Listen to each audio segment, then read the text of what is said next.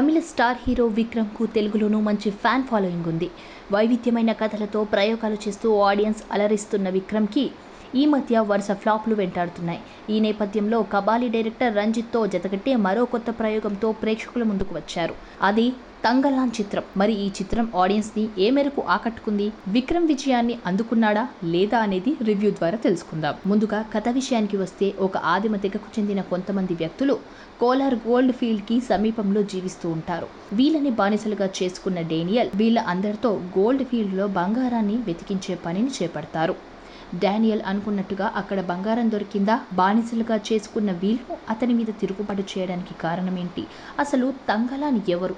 తిరుగుబాటు చేసిన తెగ అందులో విజయం సాధించిందా లేదా అనే ప్రశ్నలకి సమాధానమే ఈ చిత్రం. కథ, సినిమా విశ్లేషణ విషయానికి వస్తే, దర్శకుడు పా రంజిత్ గతంలో చేసిన సినిమాలు వాస్తవికంగా ఉండటమే కాకుండా ప్రేక్షకులకు ఎమోషనల్ గా కనెక్ట్ అవుతూ ఉంటాయి. ఇక తంగలాన్ సినిమాని కూడా ఎమోషనల్ డ్రామాగా తెరకెక్కించాడు. విక్రమ్ లాంటి నటుడు దొరికితే రంజిత్ తన డైరెక్షన్ కి ఏ రేంజ్ లో ఎలివేట్ చేసుకుంటాడో చెప్పడానికి ఈ సినిమాని ఒక ఉదాహరణగా తీసుకోవచ్చు. ప్రథమార్థం మొత్తం సింపుల్ గా సాగిన ఈ సినిమా ఇంటర్వెల్లో భారీ ట్విస్ట్ తో ఆసక్తికరంగా మారుతుంది.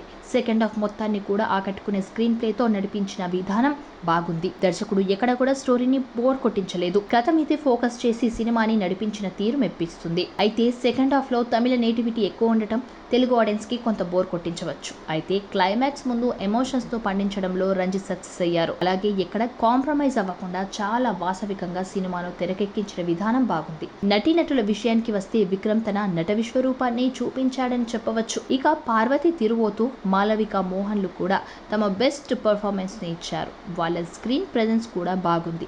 ఇక విలన్ గా చేసిన డానియల్ క్యారెక్టర్ కూడా చాలా బాగుంది.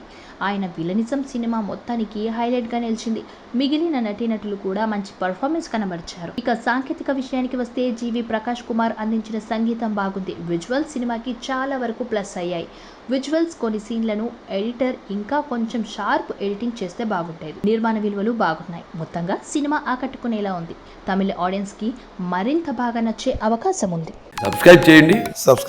Please do subscribe to Please like, share and subscribe to top Telugu TV. Top Telugu TV.